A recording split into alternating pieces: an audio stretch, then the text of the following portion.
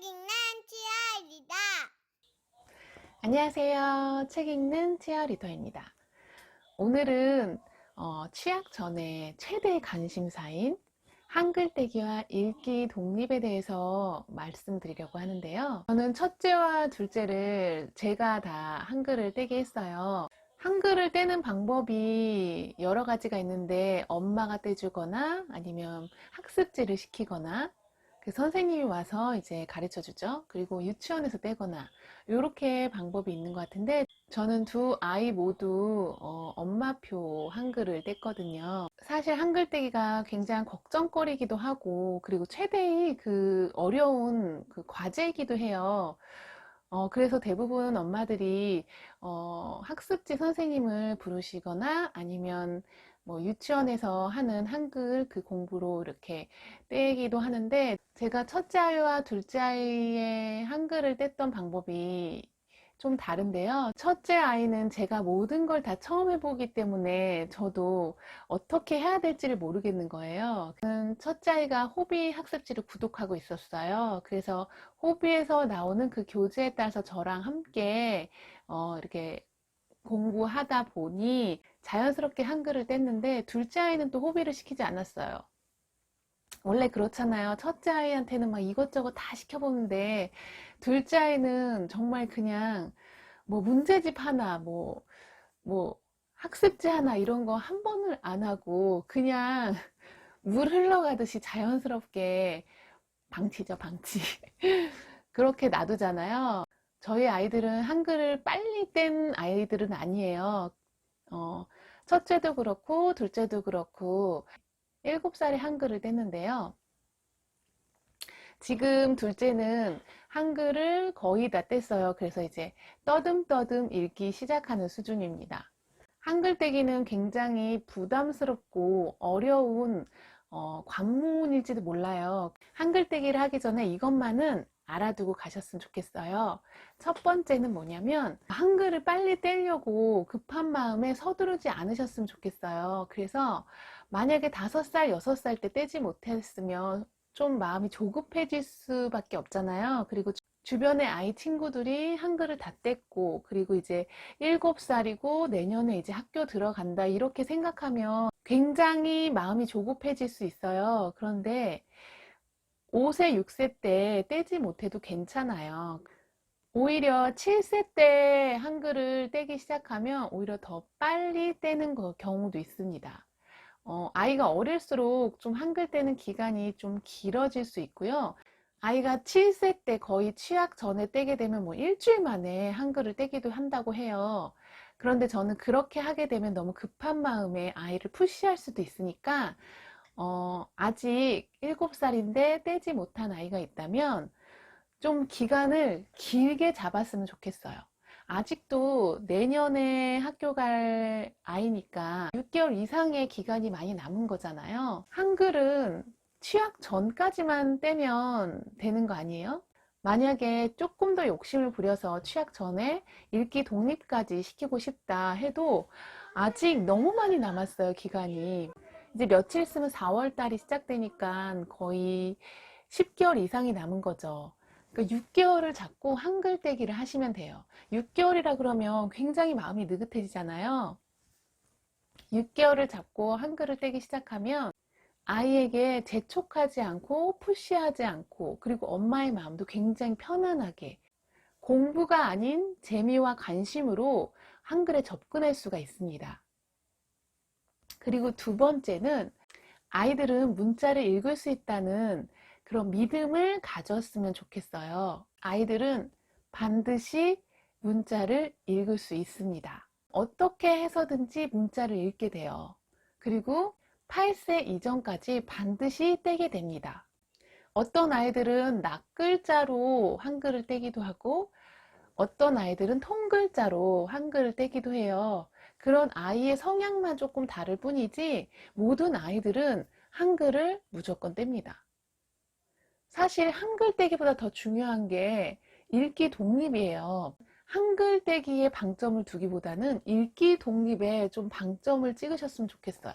한글 떼기는 읽기 독립의 과정이라고 생각하셨으면 좋겠습니다. 그럼 한글을 떼는 시기는 언제로 잡으면 좋을까요? 그건 아이들마다 다른데요. 대부분 5세부터 7세 아이들이 한글을 떼는 시기라고 봅니다. 굉장히 빠른 아이들은 5세 때 한글에 대한 관심과 흥미를 가져서 5세 때 떼기도 해요. 여자아이들 같은 경우에는 언어적인 능력이 남자아이들보다는 조금 더 발달해서 뭐 5, 6세에 일찍 떼기도 합니다. 그런데 가장 좋은 시기는 아이들이 이 글자 뭐야 엄마 하고 글자에 대해서 자꾸 물어볼 때, 그때가 가장 좋은 시기인 것 같아요. 이제 아이가 한글에 대해서 자꾸 물어보기 시작하면 그때부터 이제 집에 가나다라 한글판 있잖아요. 요것처럼, 이건 저희 집에 있는 한글판인데요. 이런 한글판을 집에다 붙여두고 노래로 계속 흥얼거리게 하는 거예요. 가갸 껴거 고교 쿠쿠 쿠키 이런 식으로 나냐 너냐 노뇨 누누 누니 이렇게 노래를 따라 부르게 되면 어느새 아이들은 그 한글판을 다 외우게 돼요. 저희 둘째 아이도 이렇게 해서 그 한글판을 통글자로 다 외웠어요. 받침 없는 글자를 먼저 다 알게 되면 반 이상은 온 겁니다. 사실 받침 있는 글자가 우리가 생각하는 것보다 그렇게 많지 않거든요. 그리고 그 한글판을 계속 눈에 익히면서 저는 예전 아기 때 보던 이런 보드북 있잖아요. 저는 프레베 읽기 프로그램 책이 있는데 이런 걸 많이 활용했어요. 처음엔 이제 이런 낱말 읽기를 하잖아요. 그러면 아이들은 이런 낱말 읽기는 그래도 받침이 있는 글자도 잘 외울 수 있어요. 자기가 읽을 수 있는 글자를 읽어보도록 하는 거예요. 이렇게 받침 없는 글자는 자기가 읽을 수 있거든요. 다 읽게 하면 너무 힘들 수도 있으니까 가끔씩 알고 있는 글자를 이렇게 읽어보도록 하는 거예요. 요거를 이제 아이가 읽으면 아이도 굉장한 성취감을 느낄 수 있습니다. 고양이 이렇게 읽으면 요런 스티커도 있거든요. 그럼 요거를 이렇게 떼서 같은 글자의 스티커를 떼서 이렇게 붙여보기도 하고요. 또 저희 애는 스티커 붙이기를 굉장히 좋아해서 이렇게 재밌게 책을 읽으면서 공부를 했습니다. 근데 뭐 읽기 프로그램이 굳이 아니어도 한글 낱말 카드도 시중에 많이 팔잖아요. 그걸 활용하셔도 좋아요. 이런 보드북은 굉장히 많잖아요. 이거는 읽기 프로그램이긴 하지만 사실 어릴 때 보는 보드북은 다 이런 형식을 띠잖아요. 대상을 알려주고 이름을 알려주는, 그리고 한 줄로 된 이런 보드북을 버리시지 마시고 남 주지 마시고 가지고 계시다가 아이들 그 한글 뗄 때 활용하시면 되게 좋습니다. 아이가 어느 정도 여러 번 반복하면 이 글자를 뭐 받침이 있다 하더라도 다 읽을 수 있거든요. 그러면 그때 이 책을 한번 쫙 읽어보게 하는 거예요. 그러면 다 읽고 나서 굉장히 뿌듯해 하더라고요. 자신감이 생겨서 나중에는 조금 더 두꺼운 책도 도전을 하게 됩니다. 그래서 저는 집에 있는 아기 때 보던 보드북을 활용을 했습니다. 단어를 익히기에는 굉장히 좋아요. 그리고 제가 아까 말씀드렸듯이 받침 없는 글자들을 다 읽게 되면 또 이런 책이 있어요. 받침 없는 동화가 있습니다. 저희 집에는 지금 이렇게 4권이 있는데요. 아마 더 나온 걸로 알고 있어요. 시리즈가. 근데 저는 이 4권으로도 굉장히 충분했어요. 이게 받침 없는 글자로 이제 동화가 있는 거예요. 진짜 받침이 하나도 안 나와요. 그래서 아이가 읽는데 좀 무리 없이 한 권을 다 읽을 수 있죠. 도깨비의 귀가 아파요 책인데요. 좀 읽어볼게요. 마하수리 마수리 개구리가 되어라. 글밥도 한 줄로 굉장히 적어서 부담스럽지가 않아요. 으하하하 이제 자러 가야지. 수리수리 모자야 새 피아노가 나타나게 해다오. 우와 수리수리 모자에서 피아노가 나오네요. 정말 한 문장이 이렇게 받침 없이 다 완성이 돼요. 그래서 받침을 아직 모르는 아이들에게 책을 한 권을 다 읽을 수 있다는 그 자신감을 키워주더라고요. 그래서 계속 반복적으로 자기가 책 한 권을 읽었다는 그 자신감과 뿌듯함, 성취감 그런 것 때문에 이 책을 굉장히 반복적으로 읽었어요. 간혹 가다가 그 이중모음 같은 게 나오긴 해요. 그리고 뭐 이런 뻐꾸기 할 때 쌍자음이 나오기도 하고, 바꿔줘봐. 이 꿔 같은 거는 어렵잖아요. 이중모음이라. 그래서 계속 여러 번 반복해서 묻기는 해요. 이 글자가 뭐였지? 그럼 계속 반복해서 가르쳐주면 물어보지도 않고 자기가 혼자 다 읽더라고요. 이 받침 없는 동화로 받침 없는 글자들을 다 알게 되었어요. 그리고 저는 가끔씩 한글 카드를 만들어서 아이와 같이 놀기도 했거든요. 아이가 딸아이라 이제 인형을 갖고 노는 걸 굉장히 좋아해요. 그래서 인형을 자기가 좋아하는 인형들을 쭉 이렇게 앉혀놓고 이 인형한테는 토끼 인형한테는 뭘 줬으면 좋겠어? 그러면 아이가 뭐 과자, 뭐 과일, 뭐 딸기, 뭐 이런 먹을 것을 말하거나 아니면 물건 같은 거 얘기할 수 있잖아요. 그거를 이제 다 적어주는 거예요. 그러면 이거는 누구한테 줄까? 그러면 카드에 적힌 거를 아이가 읽게 되잖아요. 그 단어에 익숙해지도록 하는 거예요. 계속 눈으로 익숙해지면 어느 순간에 그 글자를 읽을 수 있더라고요. 그리고 가장 중요한 이제 읽기 독립으로 넘어가야 될 시기인데요. 저희는 밤에 자기 전에 한 30분에서 1시간 정도 책을 읽어주거든요. 그리고 저번에도 말씀드렸지만 아이가 그때부터 뭐 마인크래프트 이런 걸 알게 됐어요. 그래서 굉장히 마인크래프트에 막 빠져 있었는데 서점에서 책을 골라보라고 하니까 계속 이제 게임 관련된 것만 보게 되는 거예요.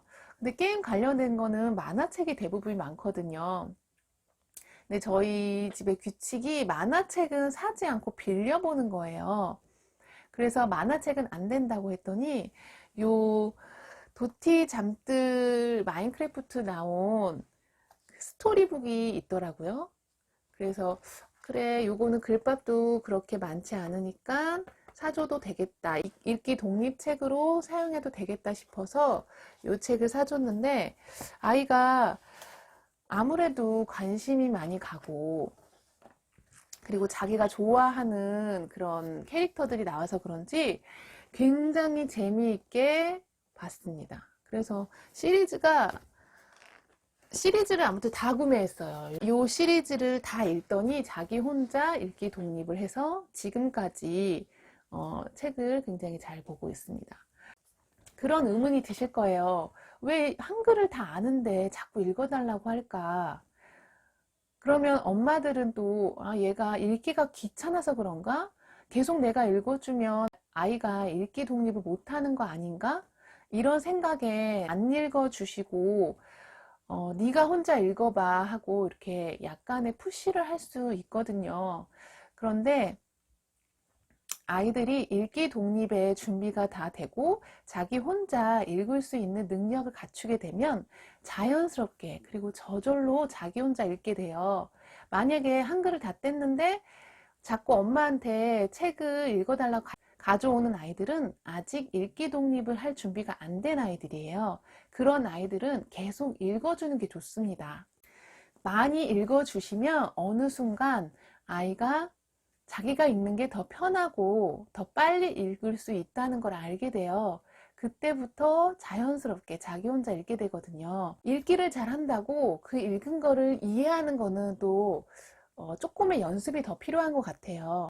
읽기 독립은 어느 정도의 책을 좀 읽어줘야지, 그 양이 좀 채워줘야지, 그 다음에 자신이 읽기를 독립할 수 있는 힘이 길러진다고 생각해요. 그렇기 때문에 부모님들이 매일 정해진 시간에, 저희는 주로 잠들기 전에 책을 읽거든요. 정해진 시간에 계속 반복적으로 책을 읽어주시는 게 굉장히 중요합니다. 그렇게 잠들기 전에 책 읽는 습관을 들이게 되면 아이가 읽기 독립을 하고 나서도 꾸준히 계속 책을 읽을 수가 있어요. 한글 떼기와 읽기 독립을 목표로 잡지 않으셨으면 좋겠어요. 한글 떼기와 읽기 독립의 가장 마지막 목적은 사실 아이가 평생을 책을 좋아하는 아이, 책을 많이 읽는 아이, 책 읽는 즐거움을 아는 아이로 이제 성장하기를 바라는 게 우리의 목표잖아요. 그걸 잊지 마시고 한글 떼기와 읽기 독립은 좀 마음 느긋하게 하셨으면 좋겠어요. 육아는 정말 마음이 급하고 막 재촉하고 이러면 안 되더라고요. 무조건 마음을 편하게 느긋하게 언젠가는 하겠지, 이런 마음가짐이 좀 필요한 것 같아요. 그리고 두 번째는 내 아이에 대해서는 내가 가장 잘 안다는 자신감과 확신을 가지고 육아에 임하는 게 정말 중요하다는 것을 깨달았습니다. 이 두 가지를 알고 계시면 지치고 고된 육아가 그나마 조금 수월하진 않을까 하는 생각을 해봅니다. 오늘도 저의 영상이 여러분에게 많은 도움이 되었으면 좋겠습니다. 오늘도 저와 함께 해주셔서 정말 감사합니다. 다음 영상도 기대 많이 해주세요. 안녕!